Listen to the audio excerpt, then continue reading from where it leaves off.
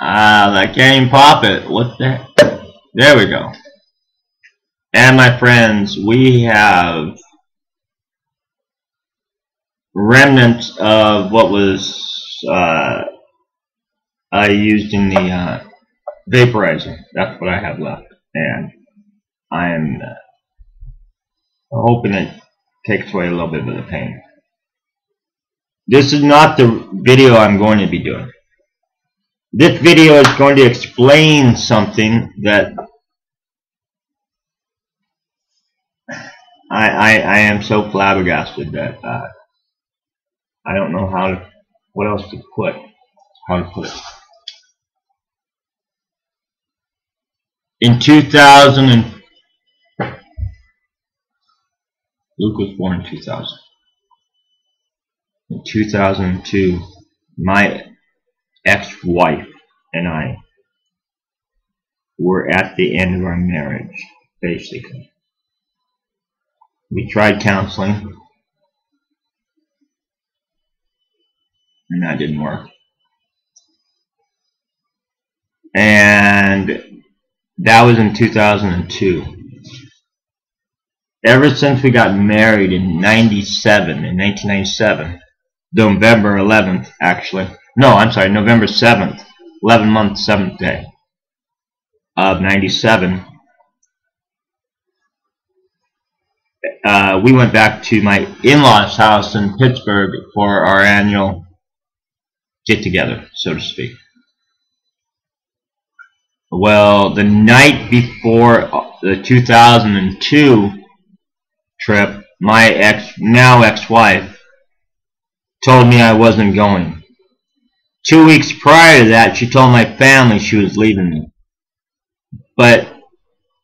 And I hold this not against my family whatsoever, because my family was her only family, really, because her parents never supported her being here. So as a family, my family supported her going back to Pennsylvania without me, because she told them that she would return, which she has not in 9 years. So, and let me say this as well. In the years that we were married leading up to her leaving, her parents had always offered her a plane ticket to go home. Always. No matter if we were doing well or not. So, on June 21st, I believe that was a Friday, Luke left on June 22nd, 2002. The night before, I was told I wasn't going. After 5 o'clock, after all the law offices had closed. It was a Friday. I had taken my weeks off from work. I worked at the Tribune. Well, that night, I was told I wasn't going. My son hasn't lived in the state of Washington since, and ever since then I have been fighting for my child. In 2004, after talking to my ex-wife,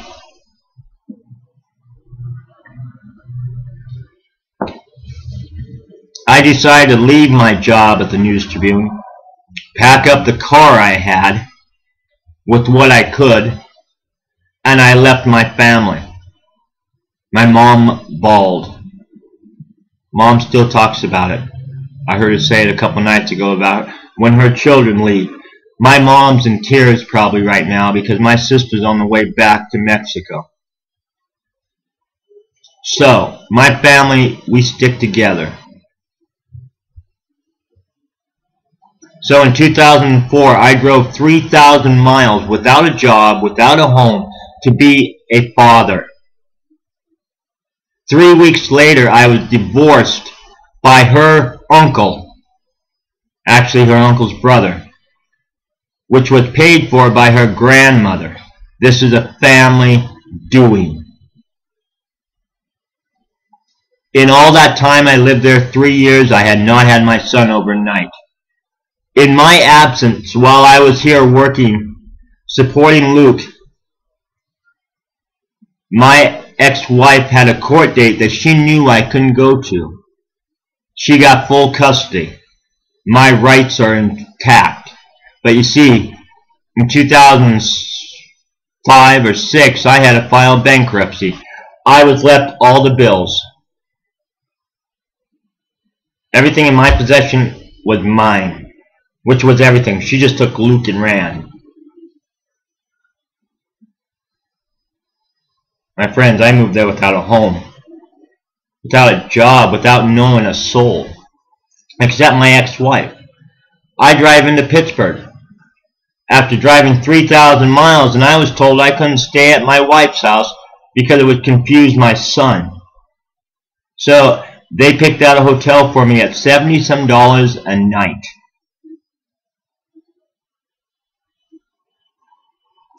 Friends, after 3 years of battling my ex-wife's control, her family's control, I had a breakdown. And my family said, enough. You're coming home, Kyle. So I gathered up my 6 cats and I drove back home. Not once ever stopped fighting for my son. My daughter is a different story. Similar, but different. I was never married to her mother. Her mother wanted a child, and that was it. I have been denied fatherhood since both my children have been alive. I am a father. I fight for my son every day. I fight for my daughter. I fight for people in the medical community. I stand up. Anyone who talks ill will of my family, or that I am not a father, consider yourself blocked. Consider yourself out of my life. I don't play games with my children. I don't play. My friends, I am an activist, not a politician. This is not the life I wanted. I was drawn into this because my child was taken 3,000 miles away. I've talked to governors. I've talked to senators. I've talked to the FBI. I've talked to anyone who would give me a minute.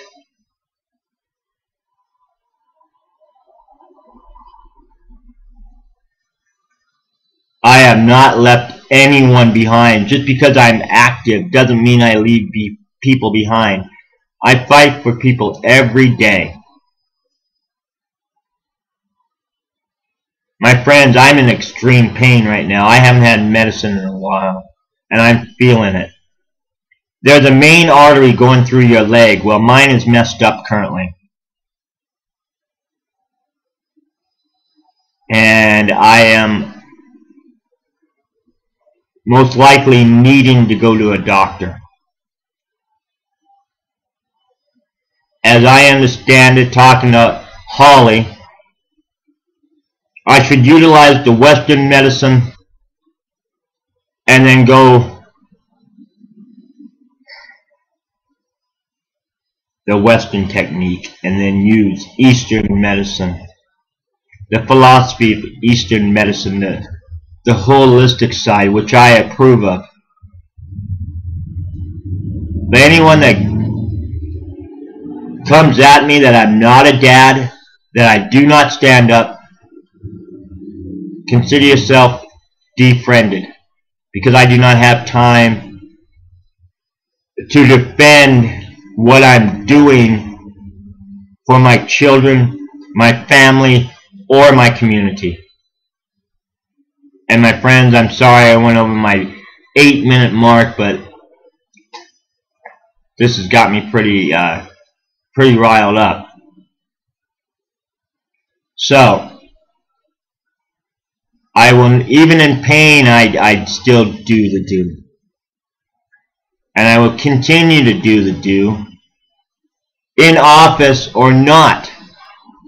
In office, I could be the voice that the community needs. If I'm not in office, then I can be the voice that the community needs.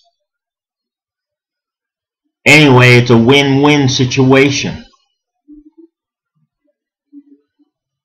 But how dare you bring up my family and tell me I'm not a dad, that I wouldn't do everything possible for my children. My friends, I go without. I live on limited income.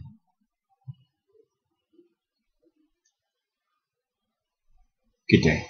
I will be back shortly with tonight's video. My friend, but this is not a laughing matter when it comes to my children. When it comes to my pain and my causes. I'm not out there supposedly, as someone said, kissing babies and getting pats on the back. I have not one endorsement, nor have I collected $1. I don't ask for these things for my campaign. I don't believe campaigns should be run on money and what's in your pocket and who can put it in your pocket. It's not how I run.